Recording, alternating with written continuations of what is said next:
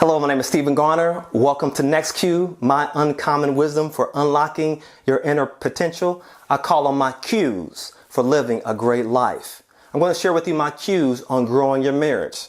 So I have a question for you. Is your marriage growing or is it dying?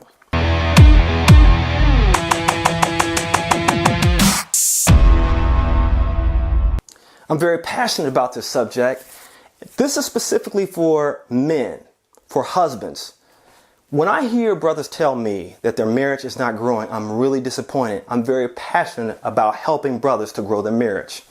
First of all, I'm not a sexpert, expert, marriage counselor, or psychologist. I'm simply a brother who has been married for 17 years and I follow biblical principles. I'm going to share with you my wisdom today. Secondly, I like to compare my marriage to growing my grass. A few weeks back, I burned some areas of my yard.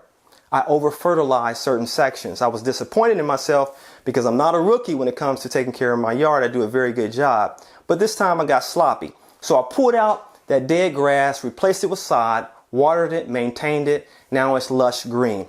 That's exactly what it takes to maintain your marriage. I'm going to share with you 2 cues today. In future videos, I may have a lady guest to share her perspective, but I'm going to do everything in my power to help you to be successful in your marriage, okay? So number 1, you need to minimize the conflict in your marriage. I know our ego gets in the way. I know how I can be at times. I can be a jerk. I can be difficult, but you need to minimize the conflict. Here's how you do it. We were by the water cooler. An older gentleman, he was married. He had been married for many, many years, and he still is today. And he said, listen, gentlemen, while we were talking about the arguments that we get into with our wives and how difficult it can be to understand their style of communication, he said, listen to it. He said, you want to be right or you want to be happy? We paused for a second. You know the answer that we gave. We said we wanted to be happy. I hope that's true for you. But what gets in the way of being happy is our ego. The biblical principle that I follow on this is Proverbs chapter 13 and verse 10. It says, only when there's pride, then comes conflict, then comes tension, then comes bitterness, angriness. When we let our pride get in the way, and our pride is an overestimated, an overvalued opinion of ourselves, and we must be right. We must feel validated. But I'm telling you, if you want to be happy, it's not about who is right. It's about doing what is right. And that's how you be happy in circumstances, especially when you are in an argument with your wife, you're having a difficult time communicating. Do what's right. Be predictive in your thinking and say, if I say this, it's going to create this situation. So I'm going to avoid saying that. Surrender your pride and think about the environment that you want to create. The second thing I want to share with you, now this is going to be kind of hard to swallow, but I want to encourage you that you can do it because I have done it. Practice unconditional love. Okay, so listen to me for a second. The world has a definition of what love is, but there are 4 possible definitions of love. It depends on the context of love.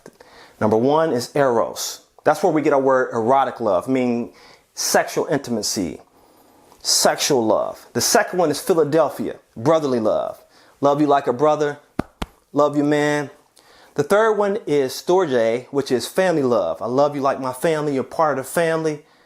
The fourth one, and here is where I want you to focus your attention, is unconditional love.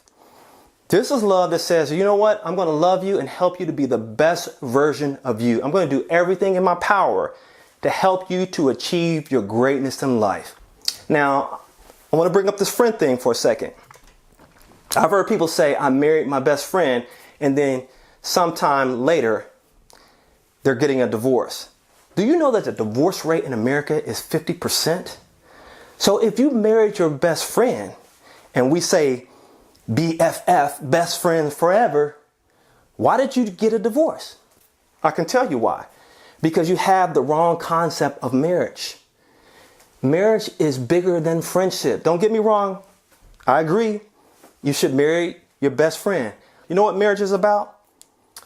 It's about developing two things: holiness and godly character.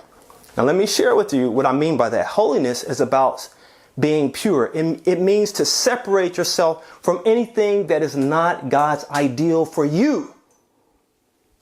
Now when you think about that as men, I'm just confessing, I'm just being real.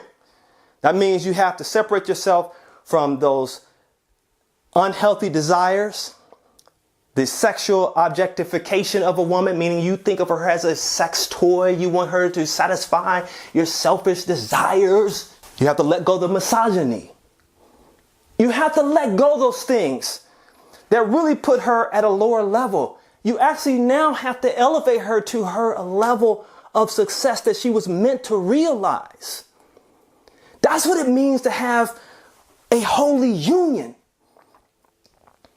Marriage is one of the oldest institutions that God created to reflect his love to humanity. The second thing about marriage, when it comes to exhibiting unconditional love, is that you now need to help to develop character. It's about developing character. So now you need to put your energy and effort into helping her to see her greatness. In friendship, you can have business partners, strategic partners, people who are roommates. All those things fall under the category of friendship. But in marriage, you're not marrying a business partner. Don't get me wrong. Your spouse can be your business partner. But what I'm saying is, you're saying, I didn't marry you for those things that I can get from anyone else. I married you because I want to help you to be the best that you can be as you help me to be the best that I can be. And so that's why the marriage vows are so intense. It says, till death do us part. Because this is going to take our lifetime to do this. Forsaking all others. Because I'm focused on you. Listen to me, brothers. It's not easy. Because to be great, you have to be better than good. You have to give everything that you have. And that is why it's hard. You have to take a back seat and put your wife first, as she should reciprocate and do the same. Let me be clear. She should be seeking to do the same. Those are my cues to help you to grow your marriage. I challenge you today to do everything in your power to grow your marriage. Listen, take your cues from me and continue to live a great life. I love you. Thank you for watching. Please like, share, and live a great life.